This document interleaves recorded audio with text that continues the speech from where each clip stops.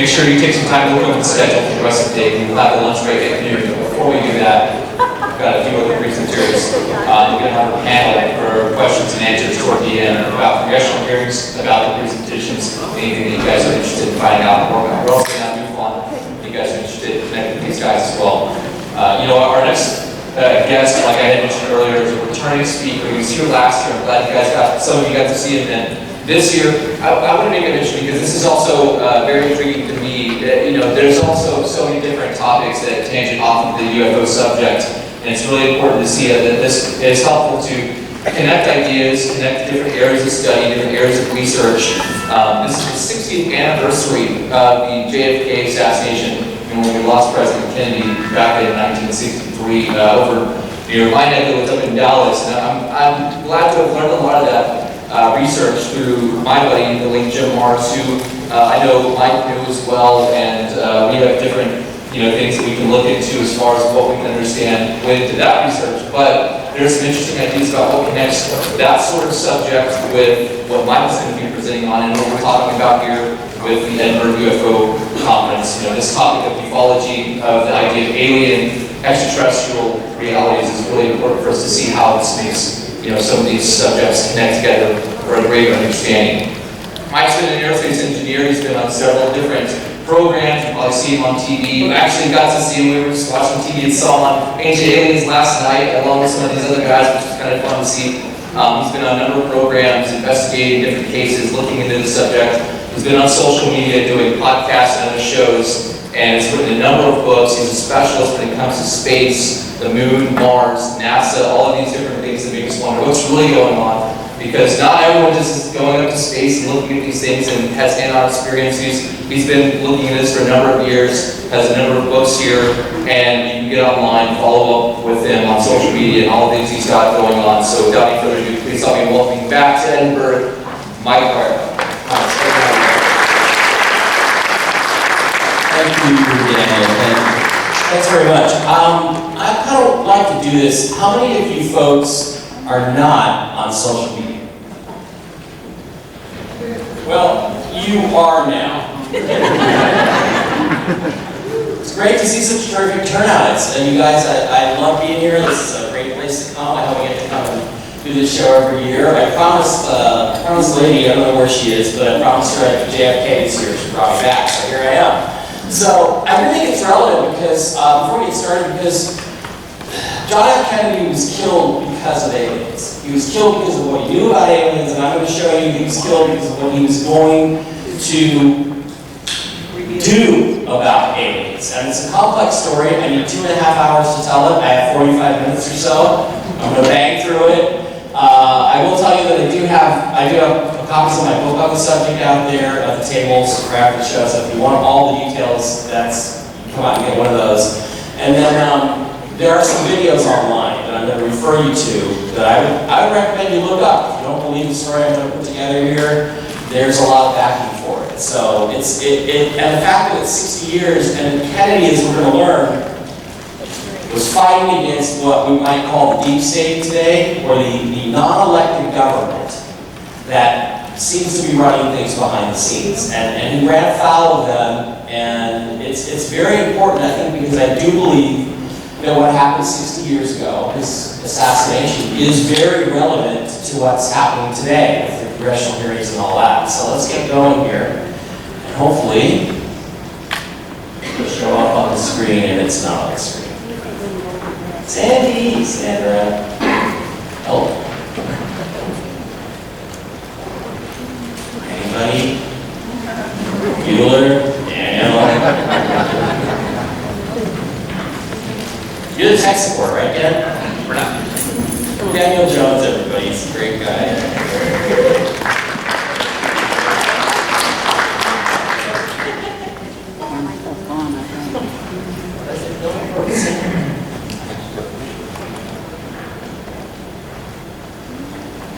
Maybe if we all yell for Sandra, she can come in. Sandra!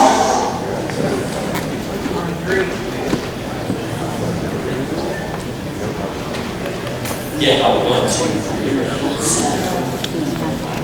We have to give you 5 extra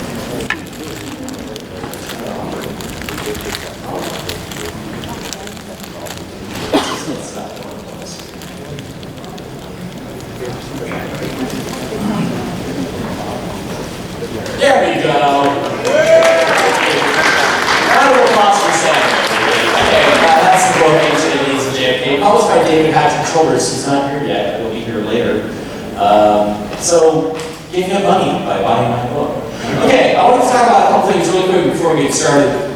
I'm now writing for a YouTube channel called The Wi-Fi's, and I don't know if you guys have seen the show. So if you have, you're addicted to it. It's got like 2 or 3 million subscribers, and they do shows about all this stuff, about aliens, about crashes, about UFOs, anything Art Bell and George Norian was supposed to ever covered.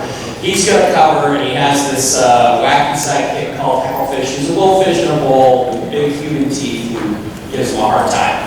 And it seems weird, but what he does is he lays out the story for about 25 minutes, and then the last 10 minutes he tells you the truth. He tells you the truth about it. And some of the things he takes apart, and some of the things he doesn't really, he ends up like not really being able to debunk it. So he's not a debunker, but it's a very popular channel.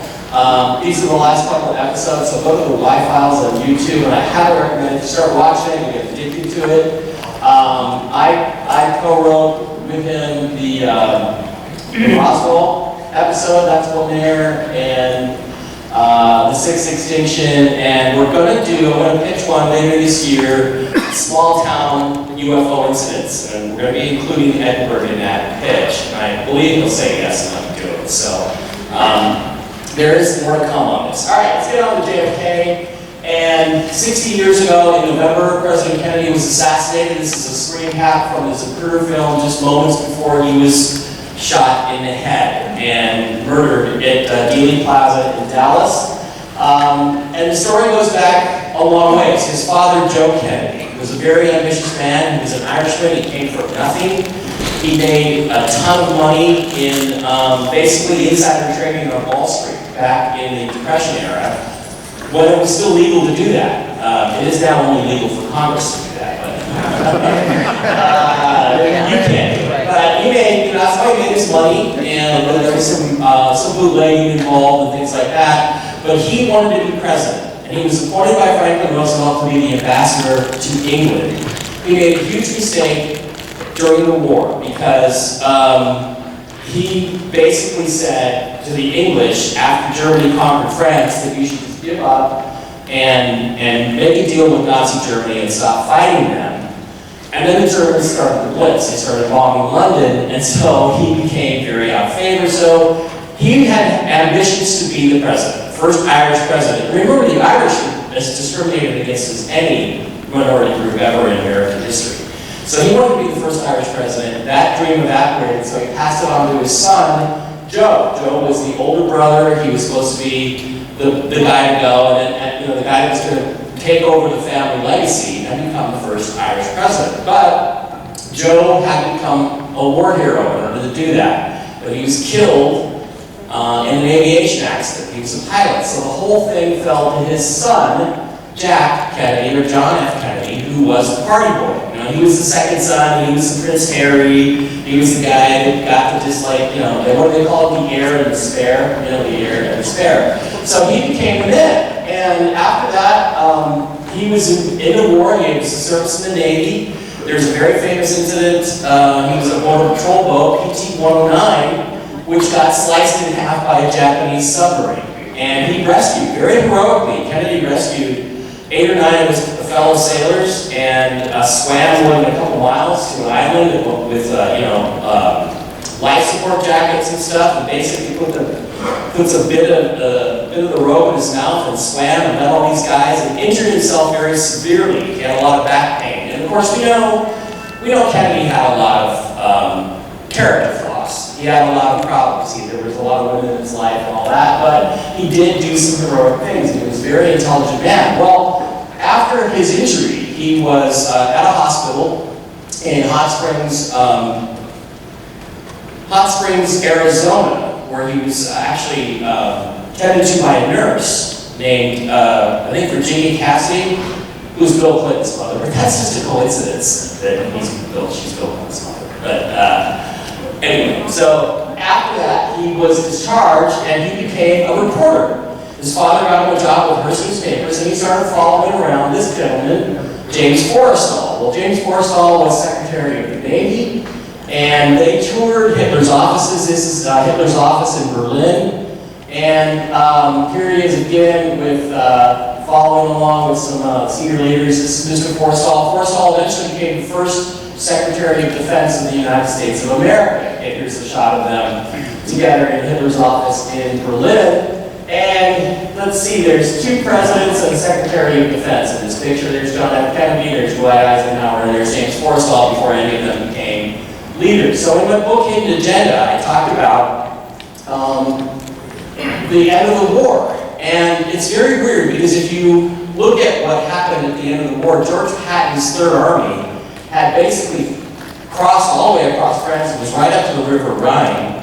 And basically, it's a famous scene in the movie Patton where he tells Eisenhower, you can be 400,000 gallons of gas and I'll be in Berlin in 2 weeks and the war will be over. And they said, no, you can't do that. You have to go this way. You have to go southeast towards an area called Silesia. Well, what was in Silesia? Well, there was a secret German research facility there, which you may have heard about in Ancient Aliens. And there's a test rig right here for something that they were testing that they called the Nazi Bell. The Nazi Bell was a German secret weapon that was designed for anti-gravity capability, and that's why flying saucers are shaped the way they are. And when I hear, Noe did his presentation on the bell-shaped object that was found in Italy, it was one of these things. There's something about this design, we don't have those specs, but that's the anti-gravity reactor that makes flying saucers go.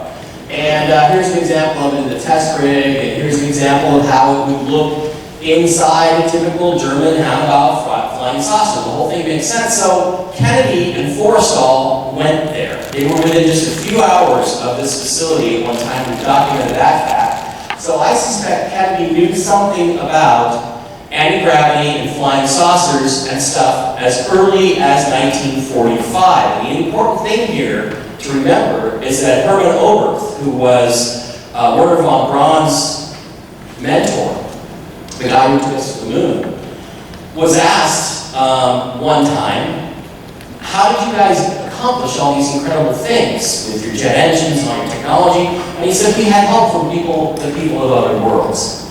And I sat and drank with Eric von Daniken once. I don't know if you guys know Eric, but I'm sure some of you have heard of him. And we were, drinking wine at recent Alien Con, and he used to have a hotel in Switzerland, and Hermann Oberth came and stayed there in the late 60s. And Eric asked him the same question, and he said, yeah, it's true. We had help from aliens.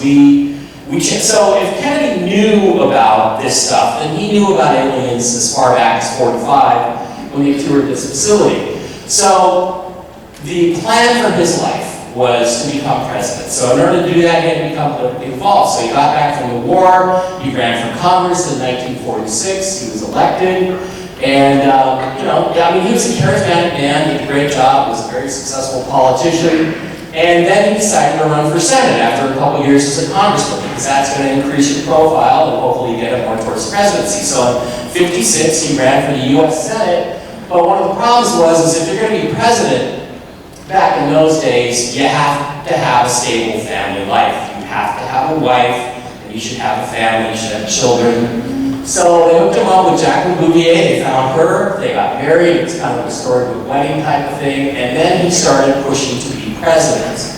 So he gave an incredible speech in 1956 at the Democratic National Convention, he became very popular, and in 1960 he decided to run again. Now he was up against Lyndon Baines Johnson, who was a tough, no-nonsense politician, and he's a bit more than that, so we're going to get into this. And he ran against him, and they had a debate, and I don't know why Johnson was stupid enough to debate Kennedy, but of course he got creamed, right? Kennedy wiped him out, he won the nomination, and then, unfortunately for Kennedy, because I think this decision ended up costing him his life, he had to pick Johnson as his vice president. The reason was because in the election that was coming up against Richard Nixon, he was going to need the state of Texas because of the way the electoral map was at the time to win the presidency. So he kind of had to pick a guy from Texas, so he picked Johnson as his vice president. The two men despised each other. They did not like each other at all. Anyway, Kennedy and Nixon had the very famous first debate on national television. Nixon was sick, he was gaunt, he had lost weight, he had the flu, he'd been in the hospital. He came out, Kennedy was tan and relaxed, he was drinking margaritas and doing his, and had girls around. I'm not gonna say it, but he had girls around, and was very relaxed by the time he got up on stage. And Nixon was very tense, and people who saw it on television didn't go well. So Kennedy squeaked out a victory, and he needed the states of Texas, the 24 electoral votes there, and Illinois. Both were extremely close, and there were shenanigans. There was studies that were done later that said, yeah, there was probably a significant amount of voter fraud to swing those two states for John F. Kennedy. But, look, it was going to be an extremely close election no matter what. There's kind of an old joke that Joe Kennedy was heard to say once, well, I'm glad he won because I wasn't going to pay for a landslide. So anyway, that's the way politics were done back then. So he becomes president. So what's the first thing he does after he becomes president? Well, he gave a speech called The President and the Press in April of 1961, just a few months after he'd been inaugurated. And in that speech, he said these words: the very word secrecy is repugnant in a free and open society. And we are as a people inherently and historically opposed to secret societies. Okay, secret societies, secret oaths, and secret proceedings. We decided long ago that the dangers of excessive and unwarranted concealment of pertinent facts far outweigh the dangers which are cited to justify it. So from the very start, what he told people was, I'm going up against these guys. And when he said secret societies, he meant Freemasons, the Illuminati. We've all heard about them. And I think he also meant another organization we're going to talk about here in a minute. These alphabet soup agencies that control so much of our government now. And then the next thing he did is he said, look, we're going to go to the moon. I'm going to put us on a national course to do something very important. He said, now is the time to take longer strides for a great new American enterprise, which in many ways may hold the key to our future on Earth. So he proposed that we go to the moon, and that put him in the crosshairs of an organization which I believe we can now verify exists. It's called Majestic 12 or MJ-12, and they were responsible for everything having to do with aliens on the planet Earth. There's the famous Majestic 12 briefing document, which I think Stanton Friedman confirmed many times over is a real document. It was a briefing for President-elect Eisenhower in 1952. There's other supporting documents that talk about there's going to be an operation, there's going to be a meeting for Operation Majestic 12. And it's pretty hard to believe it didn't exist if there's documents that say, be sure you're at the Majestic 12 meeting later on, or the MJ-12 meeting. And so these are the members of MJ-12. I don't know why I picked a Spanish graphic here, but it's really important to understand some people that are on there. Roscoe Hillenkoetter was number one because he was CIA director. So the MJ organization had rankings. 1 was the most important, 12 was the least important. The third ranking member was James Forrestal, Secretary of the Navy, James Forrestal. Another interesting name is Dr. Donald Menzel, who I find to be a fascinating selection because he was an astronomer at Harvard who totally debunked UFOs. And that was his job within the committees, to suppress public interest in aliens and UFOs. He also had a protege at Harvard that he was really, really enthusiastic about. His name was Carl Sagan. And Sagan, after Menzel died, Sagan was very pro-alien, pro-ancient alien, very interesting in his career, very interested in all this stuff, until 1972. Well, what happened in 1972? Dr. Donald Menzel died. So I think that Sagan took his place on what was then the MJ-12. So we have these other documents that talk about the MJ-12 meeting coming up and so forth. But there's a newer document recovered in recent years called the Interplanetary Phenomenon Unit, or IPU report. Now, what's the IPU? Well, if you do some searches with AI chatbots are interesting because they find things you can't find with like a Google search. So apparently the IPU, or Interplanetary Phenomenon Unit, was a British organization during the war which was designed or assigned to look into extraterrestrial or alien phenomenon spacecraft that couldn't account for. Well, this report's pretty interesting. It talks about a lot of stuff. It talks about the fact that Secretary Forrestal is going to be briefed on the Roswell crash. It talks about, this memo is 3 or 4 weeks after the Roswell crash, I think it's still in July. It also mentions the one other person in Congress who knows about the Roswell crash. Congressman John F. Kennedy of Massachusetts. And he may have found some information from a source in Congress who's close to the Secretary of the Air Force. The Secretary of the Air Force was a man named Symington, Stuart Symington, I believe. His cousin was named Fife Symington, and he was governor of Arizona during the Phoenix Lights incident. So that's curious. His boss was the Secretary of Defense, who was James Forrestal. So the way that the Secretary of the Air Force found out about it was from Forrestal, who must have briefed him, and then he briefed Kennedy. So Kennedy, apparently, according to this document, knew something about aliens, I think not only from his time with Forrestal in Eastern Europe, but also he was briefed on the Roswell incident. So James Forrestal was the Secretary of Defense, the very first one appointed, but within a couple of years he was dead.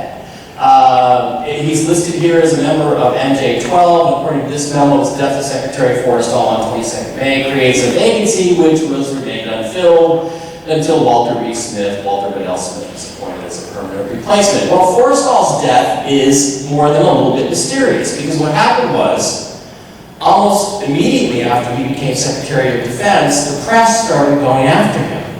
They started saying he was crazy, that he basically supported appeasement with the Soviet Union, who were our nuclear enemies at the time, or they were about to become our nuclear enemies, and that he would get us into a war with his peacenik ways. They didn't like that about him. So, at one point, he was then committed to Bethesda Naval Hospital. Involuntarily committed, filled with drugs, drugged up, and then he committed suicide by falling out of a 16th floor window.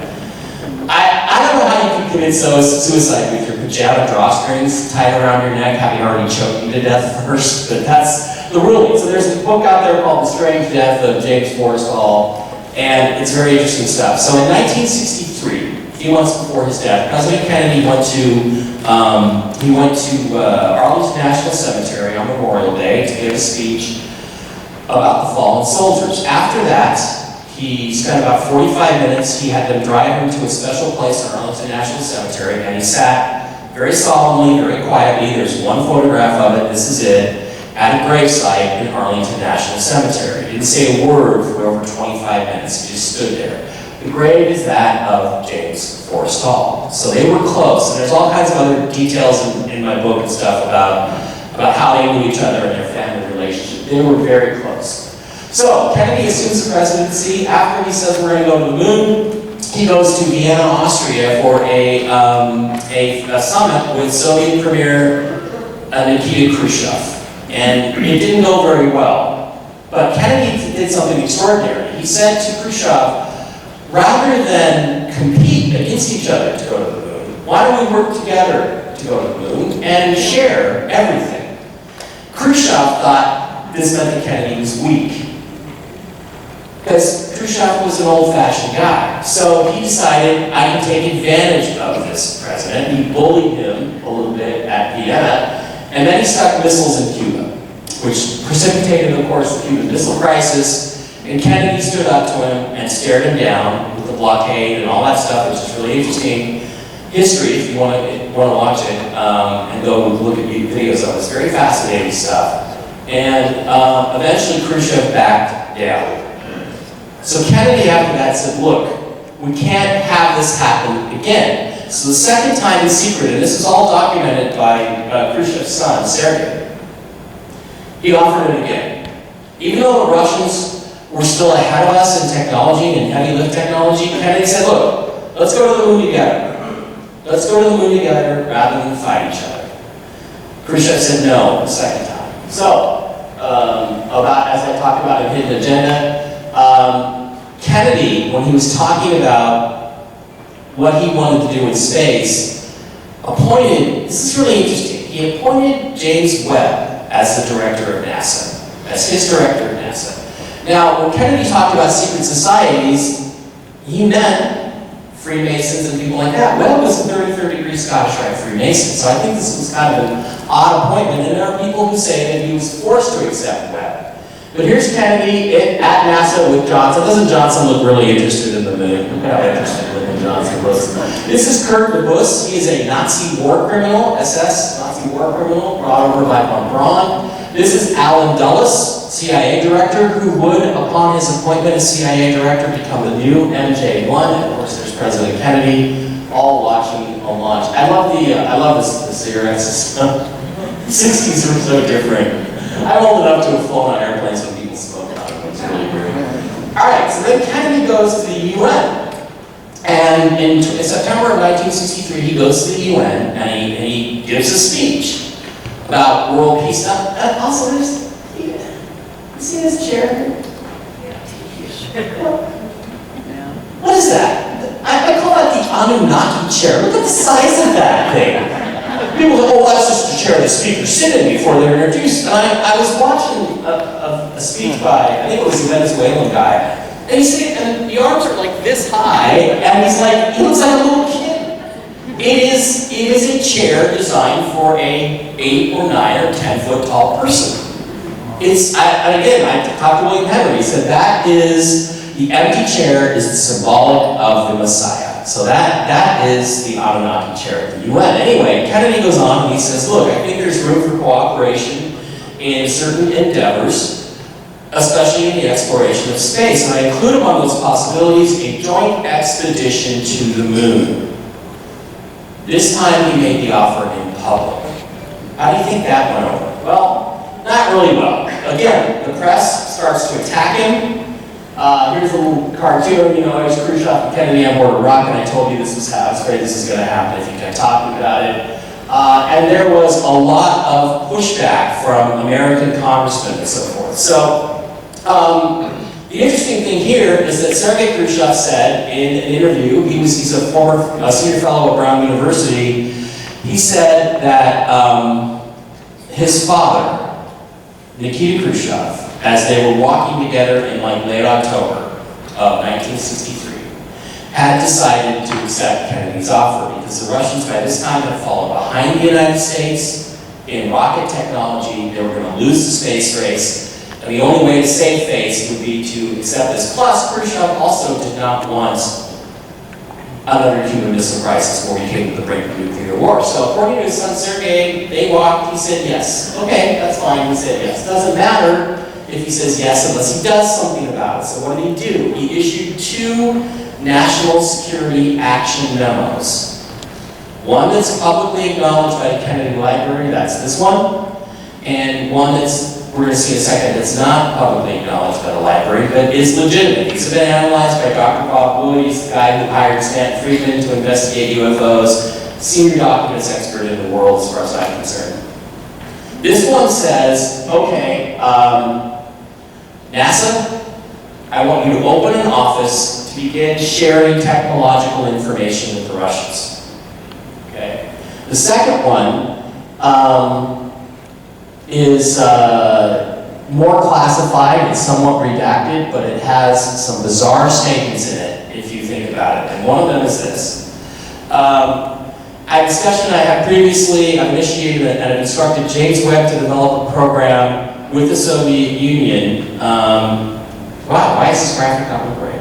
There's something wrong with the graphic. Okay, so sorry about that. Basically what it says is, we need to have an eye. So he sends one memo to James Webb at NASA, the other memo to CIA. I want you to cooperate with NASA with an eye towards distinguishing between the high threat cases and the bona fide UFOs and our secret space programs.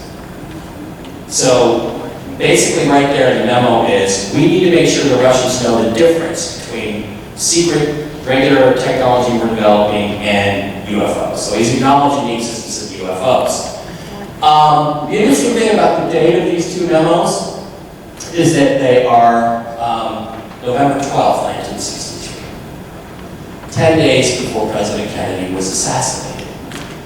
So I think when he said, not only am I going to make this offer to the Russians, that was bad enough, but once the Russians accepted it, Kennedy then started actually taking action from his executive position to share information with the Russians, and that's when they decided, we have to get rid of this guy. That was the last straw. So, Kennedy then plans a trip to Dallas, Texas. And by the way, why is the moon so important? Well, I don't have time to really go over this, but, you know, I've written a book called Ancient Aliens on the Moon. There are extraterrestrial alien ruins all over the lunar surface. There's all kinds of stuff there. So the plan was to go to the moon, retrieve the alien technology, and reverse engineer it. And so what Kennedy says is, oh yeah, we're going to do that, and we're going to share everything we learned with the Russians. How do you think that went down in the intelligence communities? CIA, MJ-12, didn't go down very well. Especially considering that they had pointed nuclear missiles at us, 90 miles off our coast a year before. I can understand somewhat being reluctant about that. But Kennedy was a visionary, and these people weren't. So he goes to Dallas, Texas. He drives around in the open-air limousine. He's got MJ-12 looking at him very closely at this point. So then you come across another document. This is a document called the Byrne Memo. Dr. Wood considers this to have a 100% probability of being valid. And what happened was an ex-intelligence officer had a copy of this memo. He decided to get rid of it before his death and threw it in a fire. His grandson knew it was important, and he retrieved it. It is a list of, it's an MJ-12 memo to the members of MJ-12 from Allen Dulles, most likely the author, MJ-1, the head of CIA. And in it, it has a few bizarre, chilling statements. It talks about other things I can't really go into here, I don't have time. It talks about false flags. It talks about, how, we have to be willing to sacrifice a certain number of our population in order to get political perspective that we want out of this. In other words, it says we can kill our own people in fake terrorist attacks. Is that, any of that sound familiar to anybody? But here's the key line regarding Kennedy. Please evaluate this memo with on its own merit and with the goal of finding acceptable solutions which we can all agree on. As you know, Lancer has made inquiries, codename Lancer, has made inquiries regarding our activities which we cannot allow. So what MJ-12 is saying, Lancer, whoever that is, has made inquiries regarding our activities about aliens, because MJ-12 was all about aliens. Well, who was Lancer? Well, that was John F. Kennedy's Secret Service codename, Lancer. And the last part of the statement says, which we cannot allow. Okay, this is frame 312 is a Zapruder film. I should probably skip over it. It's pretty gruesome, so if you don't want to see it, don't look. I'm just going to go through it real quick. Where they shoot it in the head. So, the story is, Lee Harvey Oswald, lone gunman from the 6th floor window of the Texas School Book Depository.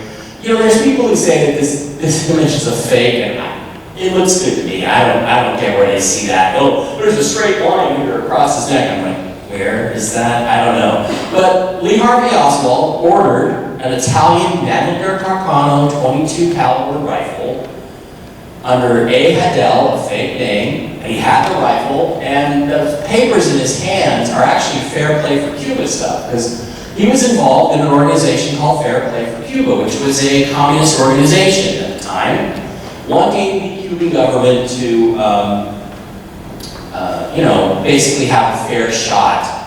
And he'd gone back and forth, he'd been to Russia, and he fancied himself as a government agent, maybe an assassin. He wanted to be an assassin. He tried to kill a right-wing American general once and missed him. He shot at him and missed him. And the Fair Play for Cuba Committee, here's a picture of Oswald with the Fair Play for Cuba Committee, and one of the guys that's hanging out with him is this gentleman right here, whose name is Raul Cruz, whose son is your senator. Just thought I'd throw that out. Now, there were all kinds of weird sources. There's this book called NASA, Nazis, and JFK. and it's bizarre, but basically it says that Werner von Braun and the Nazis inside of NASA had Kennedy killed. Okay, whatever. We all know that Jack Ruby was involved in this thing somehow because he went on to later kill Lee Harvey Oswald. Here's Jack Ruby with his girls from his nightclub. Okay, it was not a nightclub, it was, it was a club with girls.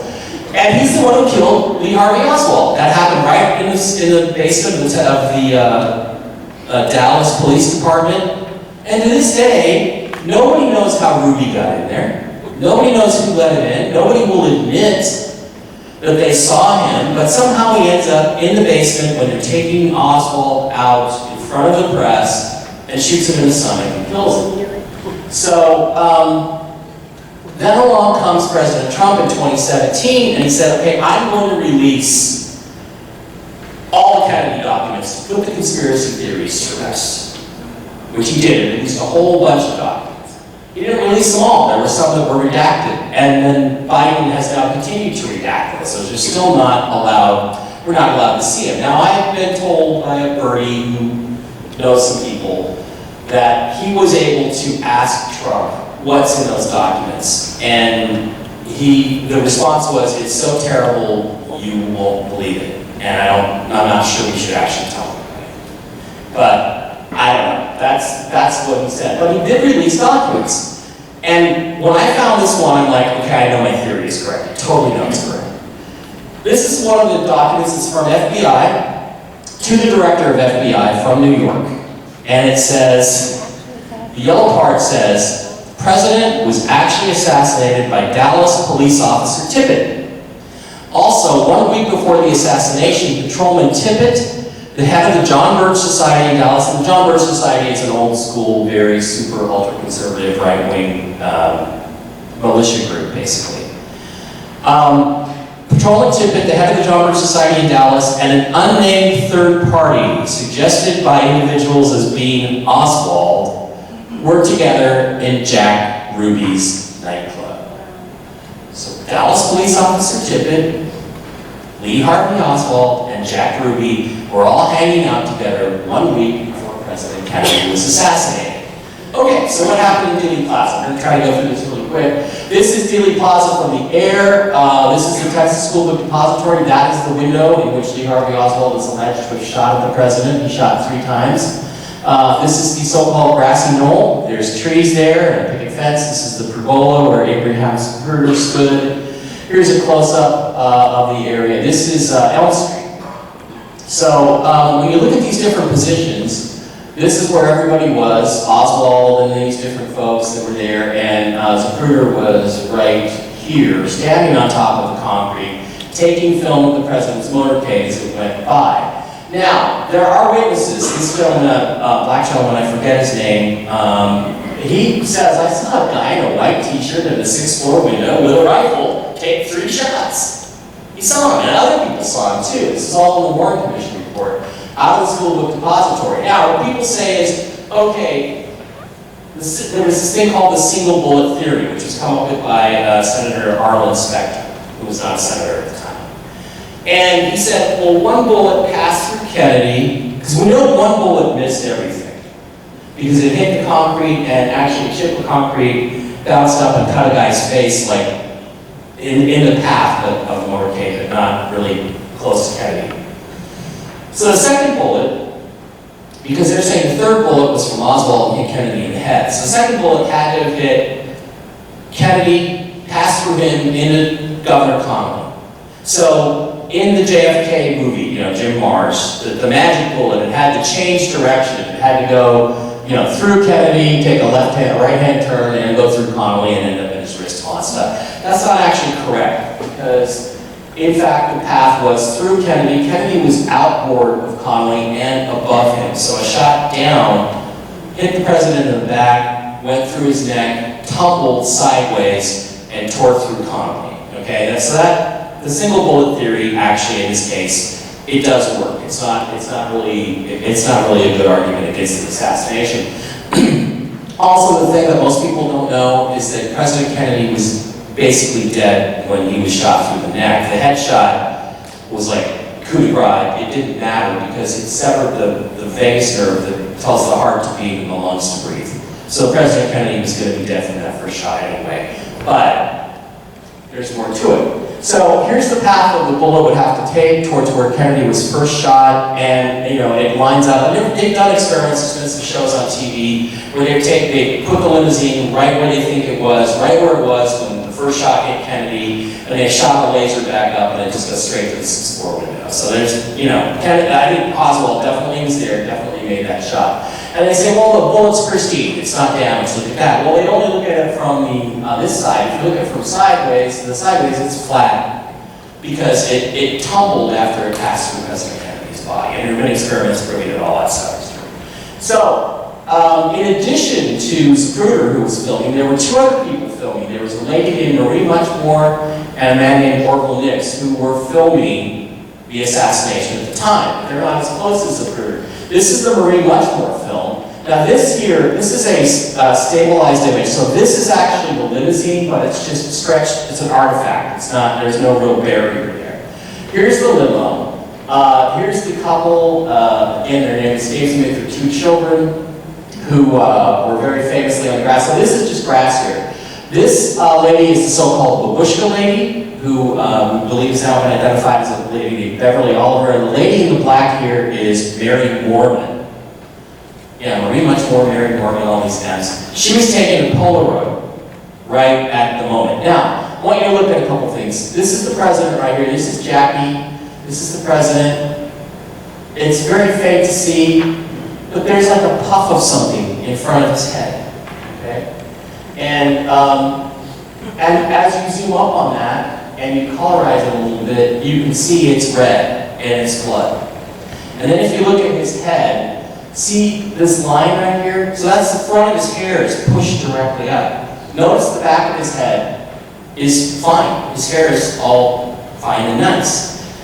Because what happened with this Marie Muchmore film is she caught a split second. Because remember, film is just a series of photographs that are pushed through really fast, like 24 frames a second. So what's happening is the velocity of the bullet has blown his hair back up. It's actually probably at this point just partially in his skull, and it hasn't come out the back yet.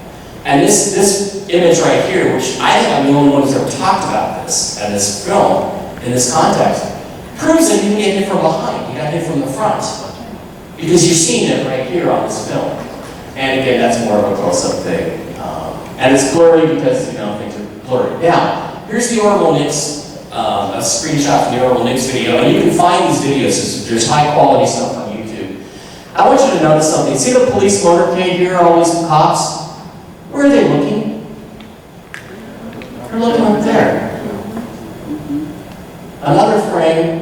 Closer. This is Clint Hill, the Secret Service agent, jumping onto the back. They're all looking up this way. Their heads are turned. And in fact, one of these guys, that appears to be his arm, is pointing back towards this area, the grassy knoll, where everybody says the shot came from.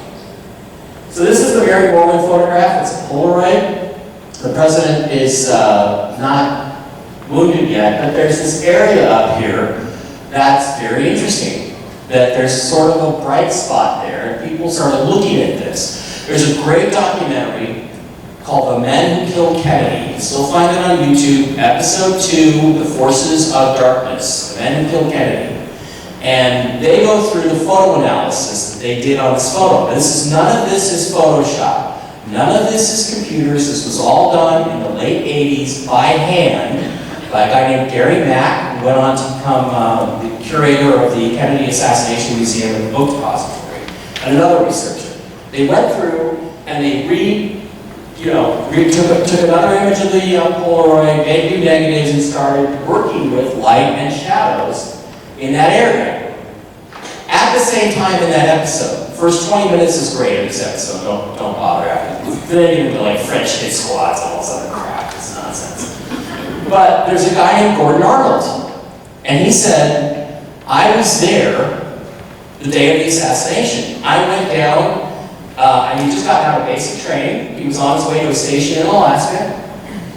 And he said, I'm going to go around and see the sights of the city, because his mom lived in Dallas. And he asked her if he could borrow her movie camera, and she said, sure, go take some footage. So he gets down there, and he says, I see all these people lined up along the street, because I thought there was a parade. So he gets up on the overpass, and a guy flashing a Secret Service ID tells him, you're not going to be here. You have to get off here. He's like, okay. So he gets off there, and he goes around to the area on the grassy knoll with a picket fence. And he said, while I'm standing up there, a shot. I realized the president's there. It's the president. So I start filming, and a shot goes just past my left ear. And he just got out of basic training, so I hit the deck. Boom! Because I knew what it was. I knew it was a shot. And it, he goes, it was so close I could feel it.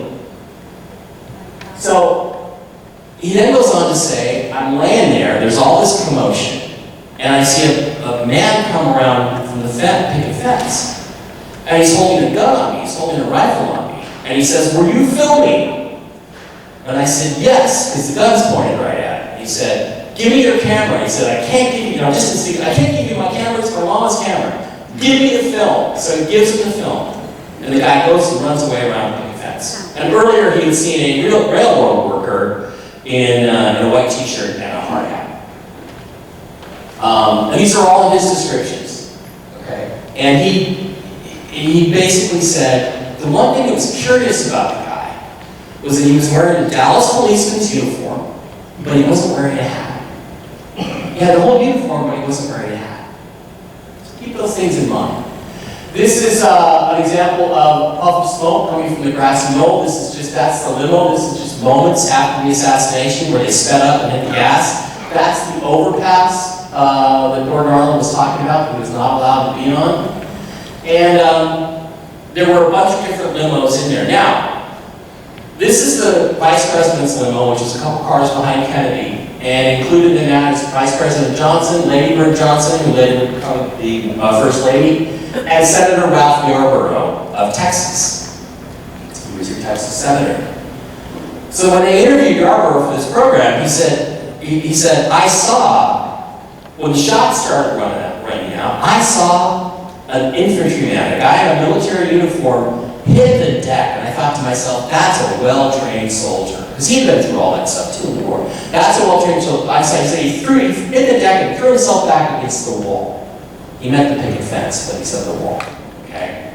So Yarborough saw somebody hit the deck exactly the way Gordon Arnold had described. Okay? Now, people have said, oh no, it was this couple, it was those two people I showed you before. They hit the deck right away and protected their kids. Well, they were not up by the wall, they were out in the grass in the middle of the open. So that's clearly not who Yarborough was referring to. Nice try. So again, we go back to the Mary Morgan photographs. They started working on this area, and as they go through it, they started enhancing it. And this is what they get. None of this is computerized. None of it. It's all done by hand. That is a man, and that's one arm. That looks like a little bit like his other arm. There's a bright spot there, and there's some sort of marking there on the shoulder. That's a policeman's uniform. That is the muzzle blast. It's like this. What's this over here? Oh, there's somebody standing there. Oh, well, what's he wearing? Well, it looks kind of weird. It's got kind of a pattern to it. He's got his arm in front of his face. Well, what's this? That's a movie camera. This is his overseas cap with a medallion on it. That is Gordon Arnold. And if you zoom up on this, it becomes even more clear. Now, what do the Dallas policemen's uniforms look like? Well, they had a badge and they had an epaulet on the arm. Exactly what you see on this guy. Dallas policeman's uniform. Okay, and these are the so-called three hobos. I don't know if it's supposed to be Woody Harrelson's dad. Woody Harrelson's dad didn't have any to do with the assassination. So again, badge, stripe, armband, or epaulet, stripe. This is actually a John Birch Society symbol, which would have been not visible on the inside. That, I think, is the muzzle blast of the rifle. So Arnold said, yeah, it happened right there. Now, other people have said, this guy's called Badge Man. And they said, Well, you couldn't be there. Because of the geometry, you have to be 45 feet tall and standing 100 yards behind the fence. Bullshit. No.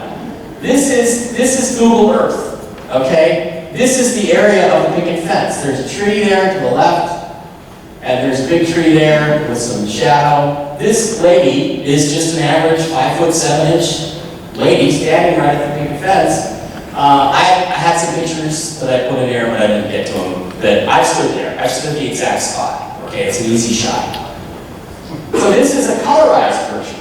And when you colorize it, you see, his arm and his uniform and his little overseas cap.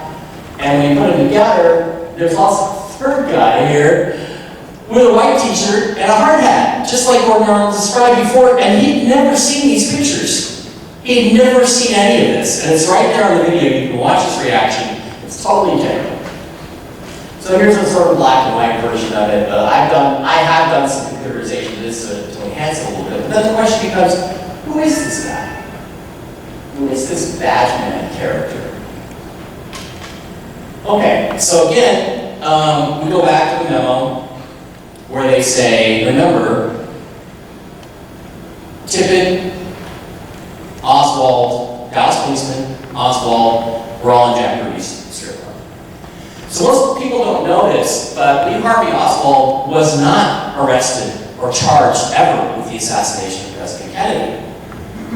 He was charged with the murder of a Dallas policeman. Anybody guess his name? It's J.D. Tippett, this guy right here.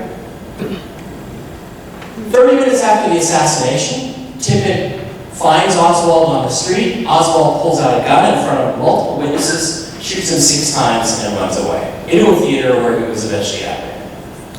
This is the crime scene. They don't really show you what happened, but that's Tippett's police car. Okay. Now I want you to take a look at the guy on the grassy knoll. Notice some things about him. He has a very specific male pattern baldness thing going. He's got this wedge shape thing. And he's got real prominent eyebrows. And one ear kind of sticks out a little bit this way, and one ear sticks out, look at that. Ear, eyebrow, and this funny wedge-shaped male baldness pattern. That, folks, the Badgeman on the grassy knoll is J.D. effing Tippett. It's J.D. Tippett, the guy who met with Oswald and Ruby in Ruby's strip club a week before the assassination. So, the whole thing to me seems pretty clear. Ruby was involved. Somehow he gets into the police department.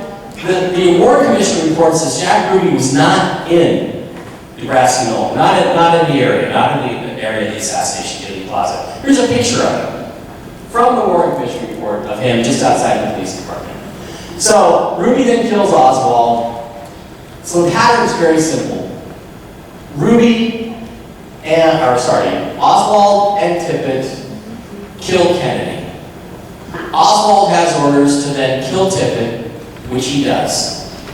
Ruby has orders to kill Oswald, and the only person left to talk is Jack Ruby, who never talks. So, all of this done within 10 days of John F. Kennedy saying, we have reached an agreement with the Soviet Union to go to the moon together and reveal everything that we find there. So, Kennedy was opposed to this very strongly politically. How much time do I have left, Daniel? Should I need to shut up? Wrapping it up. Wrapping it up? Yeah, sorry, that happened. I gotta keep going. Sorry. This is Congressman Alvin Thomas. He was a congressman for Houston. He got the Houston Space Center named JSC, named after Vice President Johnson, President Johnson. This is him with Kennedy the night before. He was violently opposed to going to the moon with the Russians. So, do good stuff, I promise. So, when they arrived at Love Field in Dallas the morning of the assassination, Jackie Kennedy was given red roses. Now, I'm not a Texan, but I understand that it's customary to give a lady a yellow rose in Texas. Is that correct in general? Yeah. In general, yellow rose in Texas? Because I was told that a red rose, especially in Masonic lore, is symbolic of death. So they handed her red roses. In fact, there's even an audio of Jackie Kennedy saying, they gave me red roses. Why were my yellow roses? Did you not understand? And what they were saying is, we're going to kill you. We're going to kill this guy. So, after Kennedy is assassinated, this is a very, very famous photograph of Johnson taking the oath of office on Air Force One. Here's poor Jackie. She's got her husband's blood still all over her shirt, you know, her clothes. There's some presidential aides here, and you see this guy with the bow tie? That's Congressman Albert Thomas. He was the guy who controlled all the funding for NASA. In fact, his nickname was the Congressman from NASA, because he got the Space Center in Houston, and he was very close friends with Johnson. Now, most people have seen this photograph. Very few people have seen this photograph, which was taken a split second later after the oath of office. The first thing Johnson does after he becomes president is turn and look at Albert Thomas. Well, what's Albert Thomas doing? He's looking at it. We got him. And Johnson, if you notice, he's all crinkled up. He's smiling. We got him. We got him, and now you're the president. Okay, there's several other reports that basically say President Johnson was the one who was behind the plot, blah, blah, blah. It wasn't Johnson. It was Majestic 12. They used CIA and Johnson. They brought him in on it, and at part of the plot to kill President Kennedy. Now, I've got a few things I got to skip over because I'm running out of time. But, okay, does that seem far-fetched? You don't think that the President of the United States, Lyndon Johnson, would be involved in the murder of his predecessor? I understand that that's a question, great question. But this is pretty interesting. This is a photograph of a motorcade. And that's Clint Hill, the famous Secret Service agent. The first shot has been fired, at least the first probably 2 shots. If you notice, some people, your Secret Service guys, they're looking back over their shoulders. They're looking at the school book depository because they heard shots coming from there.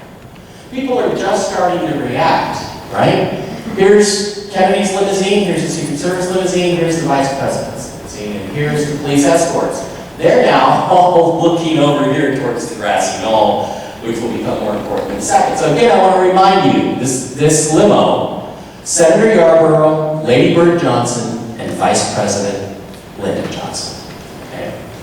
This is a close-up of the president's limo, and what you're seeing here is it's hard to kind of make out, but this is the president right there. This is Jackie's gloved hand. Here's the top of her pillbox hat. Here's his cuffs and his hands, and what's happening is he's having a motor muscle reaction to being shot. And she's like, "What's the matter?" She's reaching over, she touches her husband. And as you look a little closer, you can see that's his mouth. You know, he's reacting to being shot. And then again, this is her glove and then the top of her hat. So we can look at that and say, okay, he's been shot for the first time, but he's just about, a few seconds later, about to be shot in the head and killed. This is Vice President Johnson's limo. From the same photograph. Oh, there's Senator Yarborough. Oh, there's Lady Bird Johnson. Where's LBJ? You can see right through, there's people standing behind. You're looking at the people behind the limo. Where's LBJ? He's ducking. He knew as soon as they came around that corner, the shots were going to start ringing out. He knew it. Absolutely knew it. Again, Yarborough, Lady Bird, LBJ. Yarborough, Lady Bird, no LBJ. He knew. So he was in on it. This is President Kennedy's office in the White House, the Oval Office. Very tasteful, blue-gray rug that he inherited from Dwight Eisenhower when he elected. Here he is meeting. Here's his rocking chair.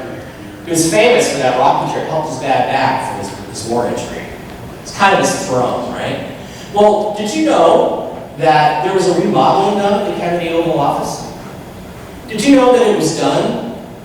Guess what? The weekend of November 22nd, 1963, they completely remodeled the Oval Office. Lady Bird Johnson supervised that remodeling. You know what they remodeled it to? This. A pool of blood in the Oval Office. In fact, there were red curtains that the Kennedy people made them take down because it looked like blood coming from the walls. This was not Kennedy's taste. This was not what he would have approved of. Jackie didn't know about it. I've gone through documented at all. Jackie didn't know anything about it. Nobody knew anything about it. except the Johnsons, because I think the Johnsons, A, knew they were going to be occupying the Oval Office when they got back from Texas. And B, it's symbolic. Lyndon Johnson was a 33rd degree Scottish Rite Freemason. Remember the secret societies that Kennedy said, I'm going to oppose as president? And here he is in Kennedy's rocking chair, basically sitting on the king's throne, the former king's throne, bathing in his blood. That's the symbolism. There's no such word as symbology. Now, a couple other things real quick, Daniel, I promise I'll wrap up. There's a lot of people who say that, oh, well, Bushes were involved. And maybe, but I haven't found anything for that. They say that this guy here, this is George Herbert Walker Bush, standing there in Dealey Plaza right after the assassination. So look, you look at the hairdo, could be him. This is him from the 60s, that they were deeply involved. Same thin tie. And just to let you know, these things do happen. There are people that are lookalikes. Here's Barbara Bush and her father, Alistair Crowley, who had a lot of folks out of JPL. I can talk gangers all day. It's really fun. It's really fun. And they're not accidents. Her mother, was hanging out with this guy in 1924, I think, before she was born. And then suddenly, 9 months before Barbara was born, she had to come rushing back from London, England to New York, where she gave birth to Barbara Bush, who eventually became George Herbert Walker Bush's wife. And of course, people say this is Bush.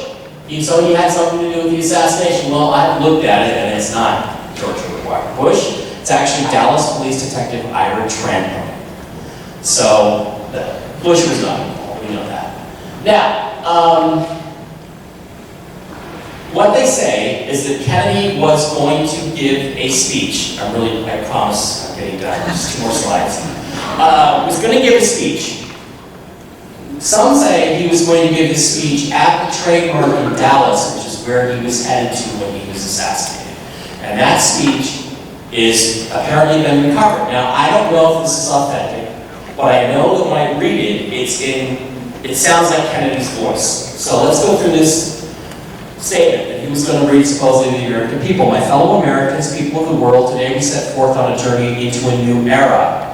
One age, childhood of mankind, is ending. Childhood's end, anybody?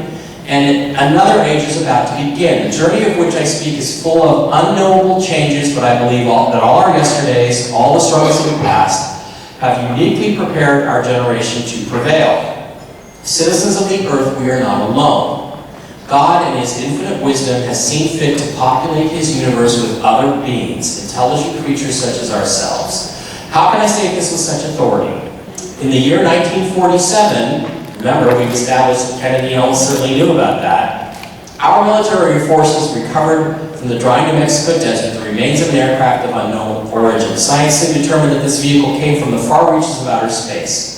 Since that time, our government has made contact with the creators of that spacecraft. Although this news may sound fantastic and indeed terrifying, I ask that you not greet it with undue fear or pessimism. I assure you, as your president, that these beings mean us no harm. I'm sorry, I can't do my I can say chowder, like in Massachusetts. Rather, they promise to help our nation overcome the common enemies of all mankind: tyranny, poverty, disease, and war.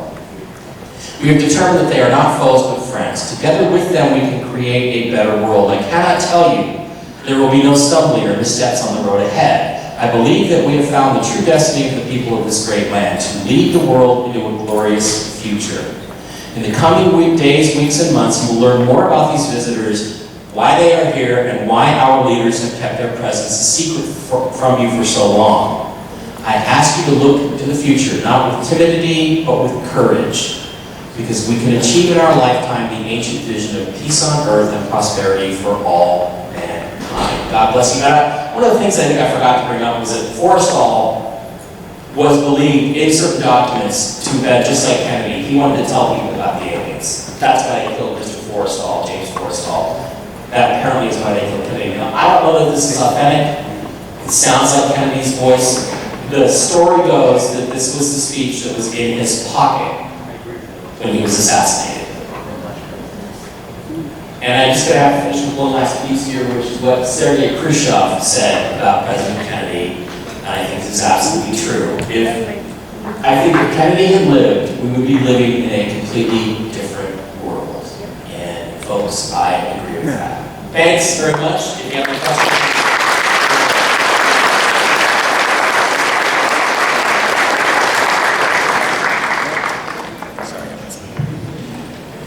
Wow, so much information, and it's great to be able to have a lot of these other challenging topics incorporated into this subject in such a way that people like Mike have done the research to show that there are a lot of these connections. How many of you guys have ever been to Daily Plaza? Quite a few. Wow, actually quite a few. Well, if you didn't know, they have events very similar to this regarding the JFK assassination every year in November. This is the 60th anniversary. If you guys are interested, definitely check that out. I've been there a number of times. As I mentioned earlier, my buddy Billy Jim Mars brought me in and introduced me to some of those people that Mike and others have mentioned that I think are really important. That we're over half a century later losing a lot of witnesses. I was just going to say, with AlienCon 2019, when I came down there, we were like 100 yards from Daily Plaza. So I remember that, literally, where the badge man was standing, the limo was going about 5 or 10 miles an hour. I'm not a good shot. I couldn't make the shot from that area behind the fence, and I'm sure a good marksman, he was easy. So you should go there. It's a very interesting place.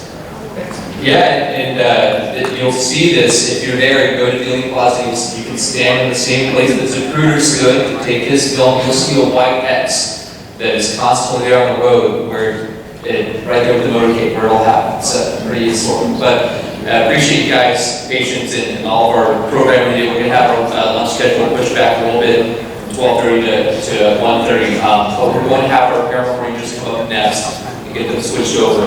I'm going to tell you guys a little bit about that. How many of you guys have seen them on the Unsolved Mysteries reboot here a while back? Awesome. So these guys have done a lot of work. I was fortunate to meet them and Mike actually in Houston a few years back. We had an event where we brought some interesting things together, different perspectives. It's called the Native UFO Conference. How many people remember or were actually there at the Native UFO Conference in 2019?